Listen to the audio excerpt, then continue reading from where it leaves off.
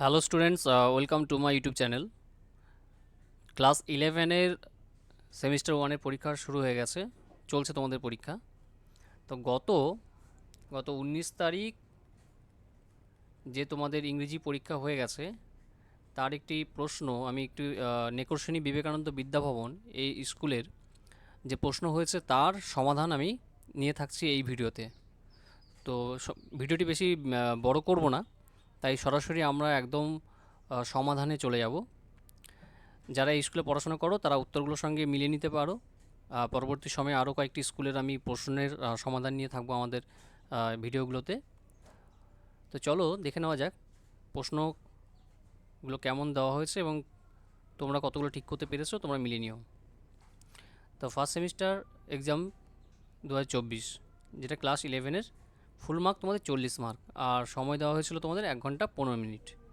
এবার তোমরা জানো যে তোমাদের এই এমসিকিউতে ফিল ইন দ্য ব্লাঙ্কস ছিল, তারপরে কলাম ম্যাচিং আছে, অ্যাসারশন রিজনিং প্রশ্ন আছে, ডায়াগ্রাম বেসড প্রশ্ন আছে, রিঅ্যারেঞ্জমেন্ট আছে, এছাড়া ট্রু ফলস আছে এবং কেস বেসড কোশ্চেন।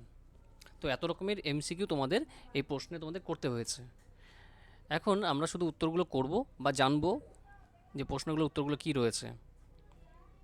আর তোমাদের উত্তর করার জন্য নিশ্চয়ই একটা ওএমআর শিট দেওয়া হয়েছিল।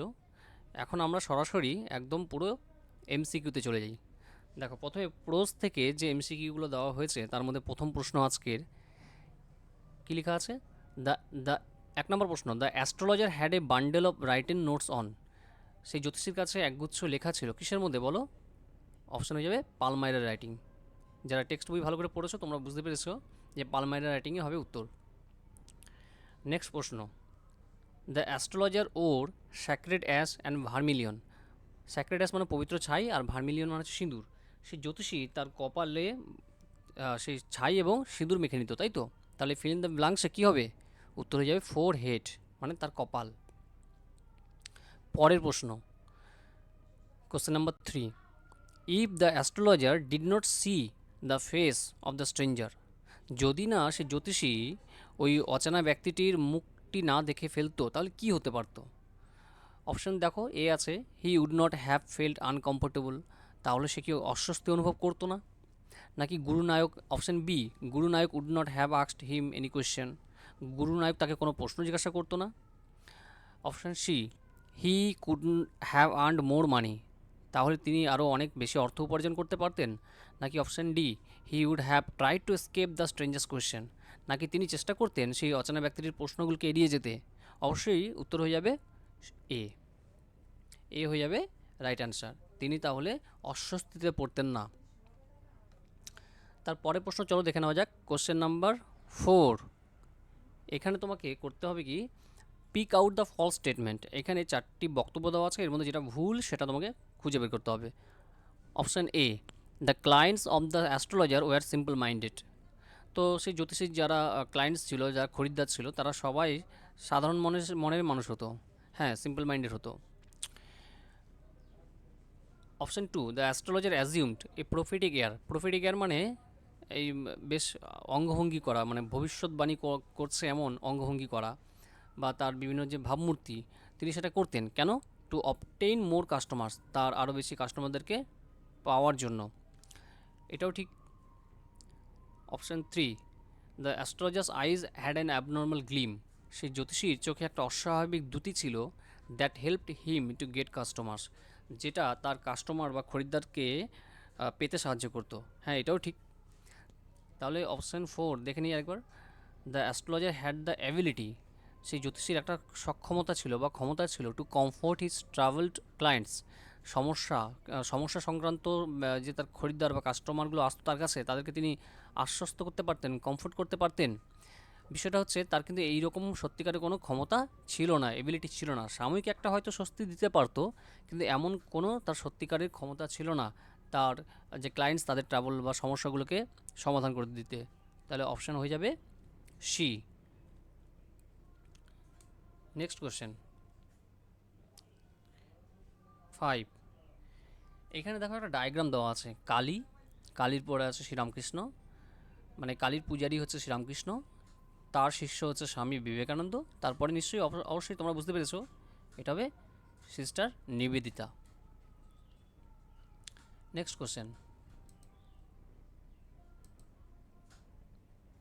Question number 6। এখানে কি আছে? The in the Swami and mother worship the terrible refers. এই টেরিবল কথাটি এখানে কাকে বোঝানো হয়েছে? ভয়ঙ্কর বলতে কাকে বোঝানো হয়েছে? এখানে অবশ্যই গডেস কালীকে বোঝানো হয়েছে, যেখানে কালী ঠাকুরকে দেখানো হয়েছে ভয়ঙ্কর এবং শক্তির প্রতীক, তাই না? Next question, question number 7। Rearrange the sentence. এখানে কিন্তু অপশানগুলো এলোমেলো আছে, সাজিয়ে লিখতে হবে। অপশান 1 কি বলা হচ্ছে? Goddess Kali curse is blessing. Kali ঠাকুরের যে অভিশাপ তাই হলো আশীর্বাদ। Kali worked up the body of Ramakrishna for her own ends. তারপর হচ্ছে Kali made a slave of Swamiji.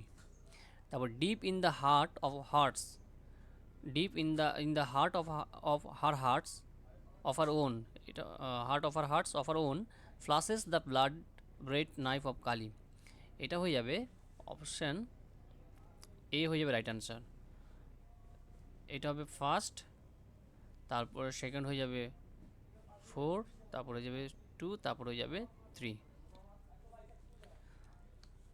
তারপরে দেখো কোশ্চেন নাম্বার 8, কী লেখা আছে? The text Amarnath is taken from the book. এই যে অমরনাথ গল্পটি নেওয়া হয়েছে কোন বই থেকে? এটা অবশ্যই the master as I saw him. তারপরে প্রশ্ন, এখানে একটা অ্যাসারশন আর রিজন দেওয়া আছে। অ্যাসারশনে কী দেওয়া আছে না? The camp halted at Pahalgam. এখানে যে শিবির, ক্যাম্প মানে শিবির, এই শিবিরটা থেমেছিল বা তারা তারা দাঁড়িয়েছিল কোথায়? পেহেলগামে। পেহেলগামে তারা দাঁড়িয়েছিল বা থেমেছিল। রিজন, তার কারণ কি? কারণ হিসেবে দেখানো হচ্ছে the pilgrims had to keep Ekadashi. সেই যারা তীর্থযাত্রী ছিল তারা সেখানে একাদশী পালন করেছিল। হ্যাঁ, দুটোই ঠিক বক্তব্য, দুটোই ঠিক বক্তব্য। পেহেলগামে তারা থেমেছিল এবং সেখানে তারা একাদশী পালন করেছিল। তবে ওই পেহেলগামে থেকে মানে ওখানে দাঁড়িয়ে যাওয়ার কারণ বা থেমে যাওয়ার কারণ কিন্তু একাদশী পালন নয়, সেখানে আরও অনেক কারণ থাকতে পারে। তারা সেখানে সাধারণত ওখানেই বিশ্রাম নেয় বা থামে যারা তীর্থযাত্রীরা যায়, কিন্তু শুধুমাত্র একাদশী পালন করার জন্য নয়। তাহলে অপশান এ, অ্যাসারশনটা এ বলছি এখানে হচ্ছে অপশান অ্যাসারশনটা ঠিক, রিজনও ঠিক, কিন্তু এটা সঠিক রিজন নয়। কি আছে দেখে নিই। অপশান এতে আছে both assertion and reason are true. দুটি বক্তব্য ঠিক, and reason is the correct explanation for assertion. না, এটা হবে না। অপশান বি কি বলছে? Both assertion and reason are true but reason is not the correct explanation for assertion. হ্যাঁ, এটা উত্তর হয়ে যাবে বি, যেখানে অ্যাসারশন আর রিজন দুটোই বক্তব্য ঠিক, কিন্তু বক্তব্যটা কিন্তু আর কারণটা মানে কারণটা কিন্তু সঠিক ব্যাখ্যা নয় তার। চলো তারপরে প্রশ্ন 10-এর দাগ। এখানে একটা ম্যাচিং দেওয়া হয়েছে তোমাদের। কি দেওয়া হয়েছে দেখে নাও। ইসলামাবাদ, ইসলামাবাদের সঙ্গে আছাবল আছে, পেহেলগাম আছে, পাওয়ান আছে। এই আছাবল, এই ইসলামাবাদ হচ্ছে ফাইনাল অ্যারেঞ্জমেন্ট। আমরা যদি এরকম মিলাই, এটা হচ্ছে এই মিলবে। আচ্ছা, আছাবল হচ্ছে মোগল গার্ডেন্স, আর পেহেলগাম হচ্ছে ভিলেজ অফ শেফার্ড, আর পাওয়ান হচ্ছে ফেমাস ফর হোলি স্প্রিংস। তাহলে 1-এর বি, 2-এর সঙ্গে এ, আর 3-এর সঙ্গে মিলছে ডি। তাহলে অপশান হয়ে যাবে বি, রাইট অ্যান্সার। কবিতা থেকে এরপরে আমাদের 10টা প্রশ্ন গল্প থেকে হয়ে গেল, এরপরে 10টা প্রশ্ন কবিতা থেকে দেওয়া হয়েছে, মানে ভার্স। প্রথম প্রশ্ন 11 দাগের। ইন আপন Westminster bridge the poet views the city in the morning. সকালবেলা তিনি দেখেছিলেন এই শহরের সৌন্দর্য। পরের প্রশ্ন 12 দাগ। The river that is mention in the poem আপন ওয়েস্টমিনস্টার ব্রিজ ইজ। এখানে একটা ফিল ইন দ্য ব্লাঙ্কস। এই আপন ওয়েস্টমিনস্টার ব্রিজ কবিতায় কোন নদীর কথা বলা হয়েছে? অবশ্যই সকলেই তোমরা জানো, টেমস নদীর কথা বলা হয়েছে। Next question, pick out the true statement. এখানে কয়েকটি বক্তব্য দেওয়া আছে, যেটা তোমাকে সঠিক বলে মনে হবে সেটা তোমাকে দেখাতে হবে। The Westminster bridge is over the Thames, তো এটা তো সঠিক কথা। ওয়েস্টমিনস্টার ব্রিজ টেমস নদীর উপর তৈরি, অবশ্যই। The river flows with heavy sound, নদীটা কি খুব শব্দ করে বয়ে যায়? না, এটা এমন কিছু বর্ণনা নেই। তাহলে এটা কিন্তু হবে না, এটা হবে না, এটা হবে। আচ্ছা, there are many ships and boats on the river, সেখানে অনেক জাহাজ মানে নৌকো নদীর উপর আছে। না, এমন কিন্তু বলা নেই যে ওখানে অনেক জাহাজ বা নৌকো আছে। The flow of the river is obstructed by the ships, জাহাজের দ্বারা নদীর গতিপথ বাধাপ্রাপ্ত হয়, এমনও কোনো বক্তব্য কিন্তু কবিতার মধ্যে নেই। এখানে উত্তর হয়ে যাবে এক একটা, মানে অপশান হয়ে যাবে ডি, ডি হবে রাইট আনসার। নেক্সট কোশ্চেন চলো 14। এখানে আরেকটা অ্যাসারশন রিজন দেওয়া হয়েছে। এখানে বলা হচ্ছে the ships towers domes theatres can be seen clearly by the poet, কবি এইখানে জাহাজ টাওয়ার্স ডোমস থিয়েটার্স এগুলো দেখতে পেয়েছিলেন স্পষ্টভাবে। এর কারণ কি? কারণ হচ্ছে the air in the city smokeless, মানে সেই বাতাস ছিল ধূম্রহীন, স্মোকলেস মানে ধূম্রহীন, ধোঁয়া নেই এমন আকাশ, পরিষ্কার নির্মল। তাহলে অপশান দুটোই ঠিক, এবং এবং রিজনটাও ঠিক, তার সে কারণটা কি বোঝাচ্ছে, মানে রিজনটা উপরে বক্তব্যটিকে সমর্থন করছে। তাহলে এখানে হবে assertion is true but reason is false. Option A হচ্ছে both assertion and reason are false, এটা হবে না। Assertion is false but reason is true. তাও অপশান সি হচ্ছে assertion is true but reason is false, এটাও হবে না। Both assertion and reason are true and reason is the correct explanation, হ্যাঁ correct explanation of the assertion, তাহলে option D হয়ে যাবে right answer. Next question 15। Rainbow tinted circles light are made for, এটা হবে happy daughters and wife's, এখানে বানান ভুল আছে, WIVES wives. Next question 16। The bangle sellers carry their, কী হবে শাইনিং লোডস, উত্তর হয়ে যাবে shining loads, option A shining loads to the temple fair. Next question 17। 17-এ কী বলছে? এখানে একটা ডায়াগ্রাম দেওয়া আছে আবার। ডায়াগ্রামে প্রথমে আছে ম্যারিজ ফায়ার, তারপরে হচ্ছে bridal laughter and tear, desire and passion in heart. এইগুলো, এই যে বক্তব্যগুলো দেওয়া আছে, এগুলো নিচের কোন চারটি অপশানের সঙ্গে মিলছে? A teenager, a child, a bride, a mother. উত্তর হয়ে যাবে C right answer, bride নববধূ।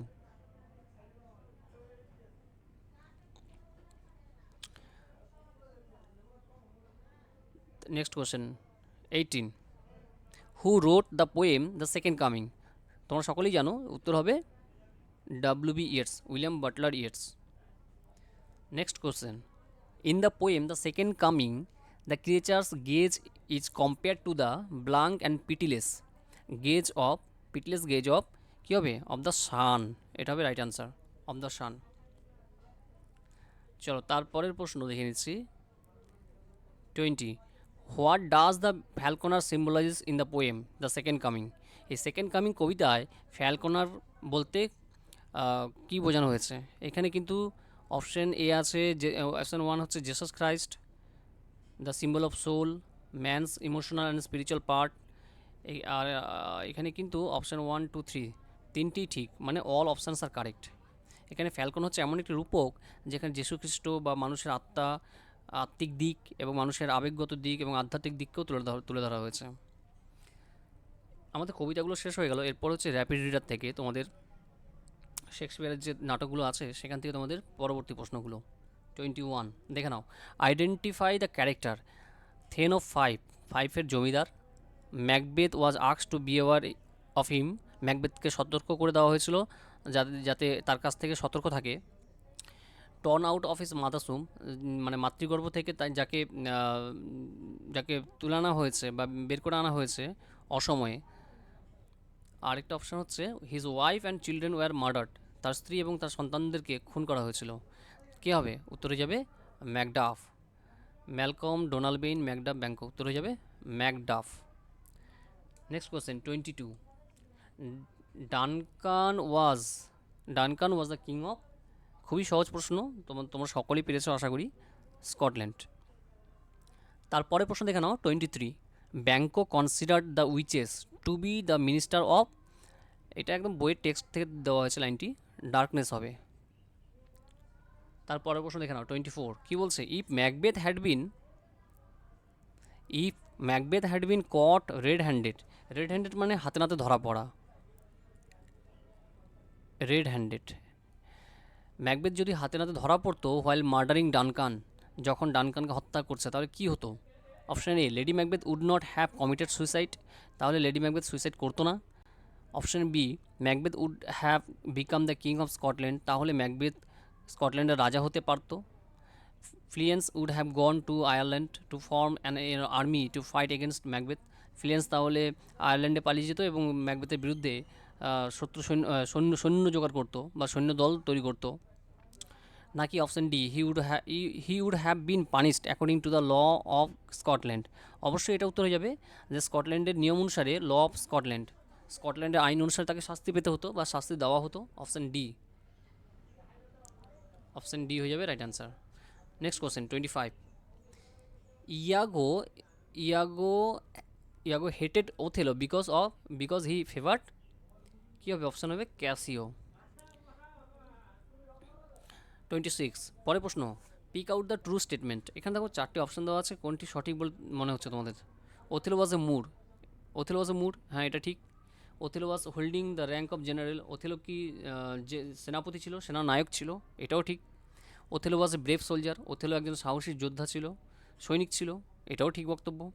Othello was not trusted by the state, ওথেলোকে তার যে দেশের মানুষজন বা দেশ বিশ্বাস করতো না, অবশ্যই করতো। তাহলে এখানে কিন্তু একটি ভুল আছে, সেটা হচ্ছে এই 4 অপশান। তাহলে 1 2 3, 1 2 3 এগুলো ঠিক হয়ে যাবে। এই যে অপশান সি হয়ে যাবে right answer. Next next question, এখানে একটা ম্যাচ দেওয়া আছে 27-এ, কী আছে? অপশানে আছে ক্যাসিও, ওথেলো, ডেসডেমোনা, আর এটা ইয়াগো হবে, ইয়াগো। আচ্ছা, এখানে চারটি অপশান দেওয়া আছে ডান কলাম বিতে। ভ্যালিয়েন্ট মানে হচ্ছে সাহসী, কানিং মানে ধূর্ত, অ্যামোরাস মানে হচ্ছে প্রেম সুলভ,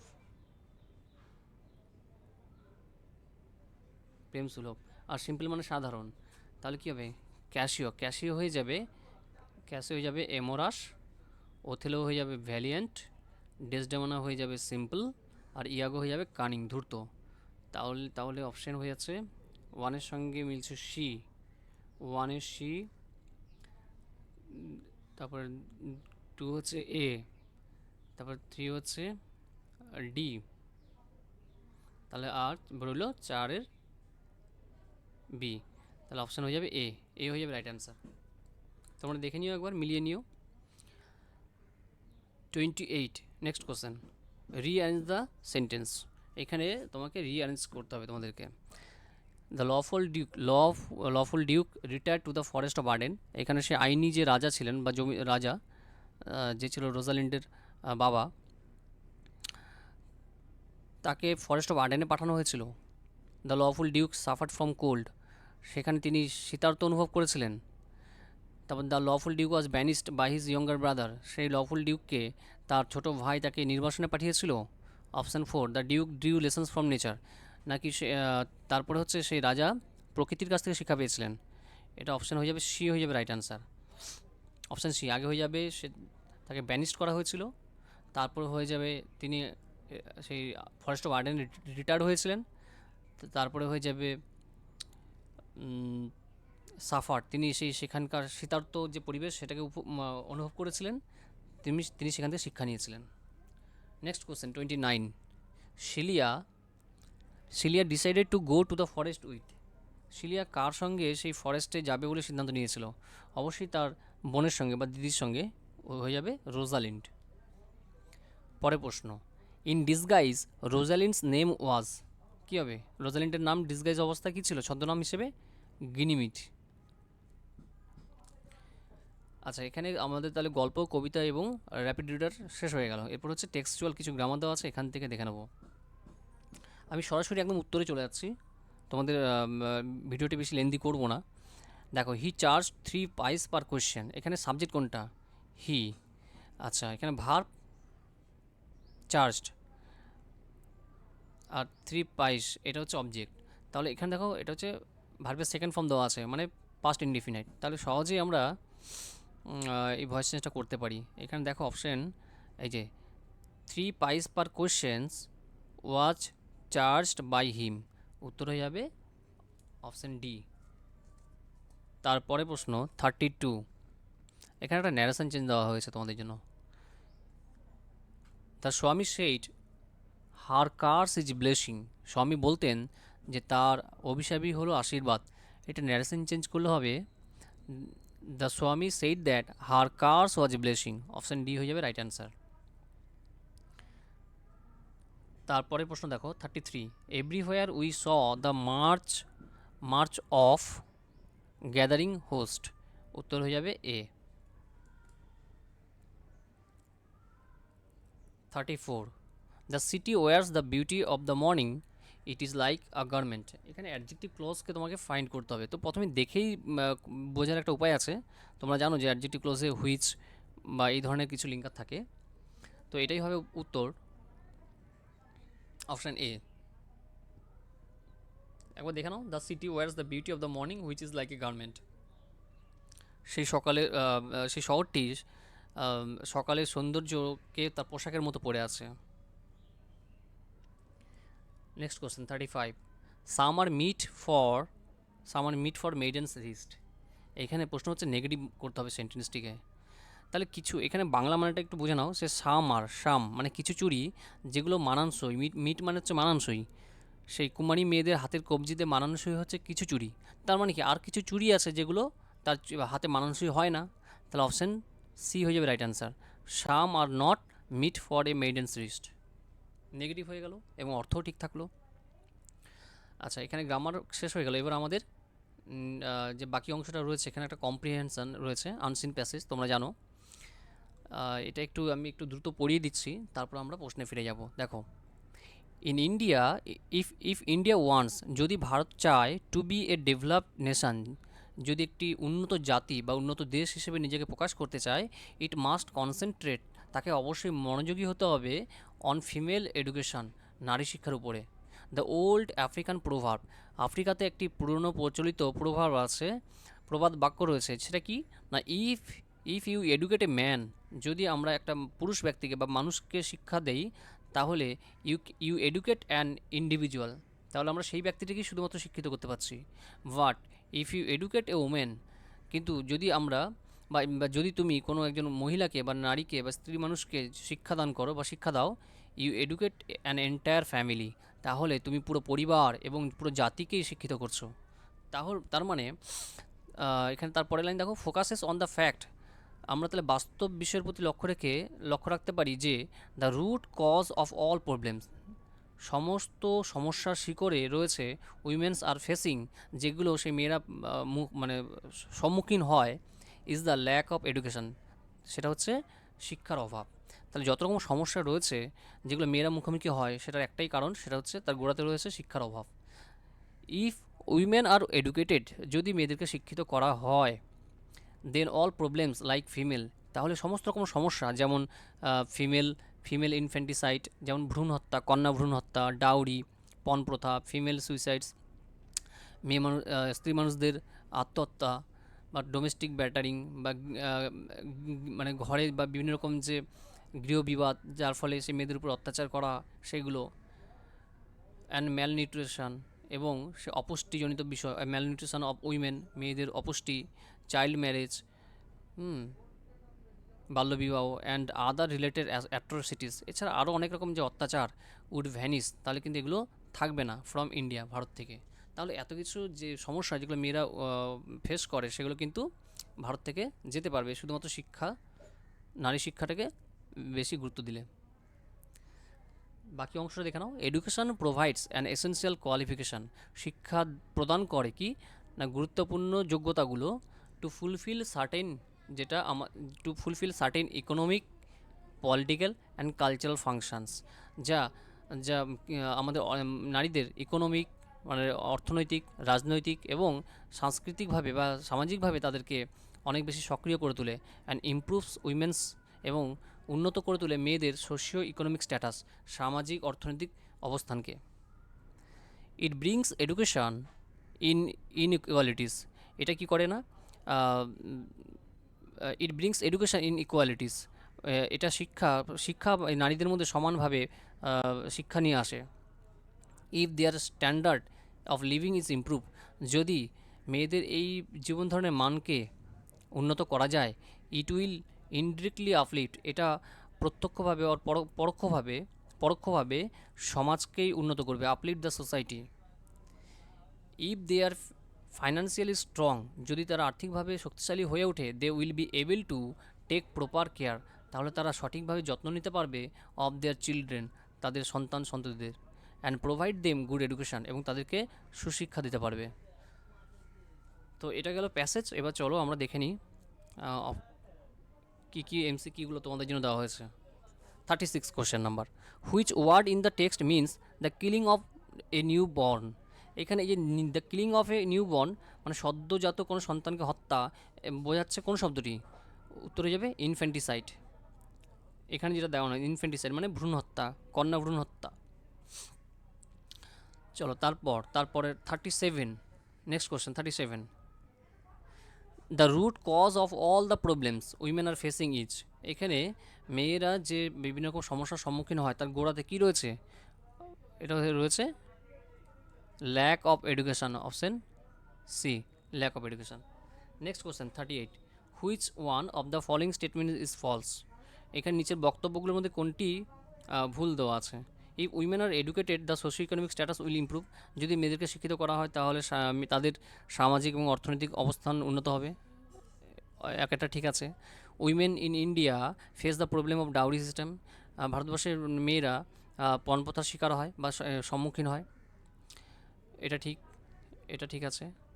an educated women can educate an entire family, একটি শিক্ষিত মেয়ে পুরো পরিবারকে শিক্ষিত করতে পারে, হ্যাঁ এটাও ঠিক। A financially strong women can not take proper care of her child, একটি অর্থনৈতিকভাবে স্বাবলম্বী মহিলা সে তার বাচ্চাদের যত্ন নিতে পারে না, এটা ভুল আছে। আচ্ছা, অপশান এ ওয়ানও ঠিক আছে, এই উইমেন আর এডুকেটেড, মেয়েদেরকে যদি শিক্ষা দেওয়া হয় তাহলে তাদের সামাজিক এবং অর্থনৈতিক অবস্থান উন্নতি হয়, তাহলে এখানে হবে চারেরটা ভুল, তাহলে option D, option 4। 34, next question 34, if the standard of living of women is improved, যদি মেয়েদের যে সামাজিক অবস্থান বা জীবন ধারণের যে মাপকাঠি সেটাকে উন্নত করা হয়, it will dash the society, সেটা সমাজকে কি করবে বলো? আপলিফ্ট করবে, উন্নত করবে। তো আজকে আমাদের শেষ প্রশ্ন দেখে নাও 40, the proverb mentioned in the text has been a popular saying in. এখানে এই যে টেক্সটটা দেওয়া হয়েছে সেখানে একটি প্রবাদ বাক্য দেওয়া হয়েছে, প্রোভার্ব মানে হচ্ছে প্রবাদ বাক্য, সেটা সেটা বলা হয়েছে, সেটা কোথা থেকে, কোন দেশের? সেটা অবশ্যই আফ্রিকা। তো আমাদের এই 40টা প্রশ্নের উত্তর করে দেওয়া হলো। এবার তোমাদের যাদের যদি কোনো সমস্যা হয় তোমরা কমেন্টে জানাও। তো সঙ্গে থাকো, আমার চ্যানেলটির সঙ্গে সাবস্ক্রাইব করো এবং শেয়ার করো। Thank you.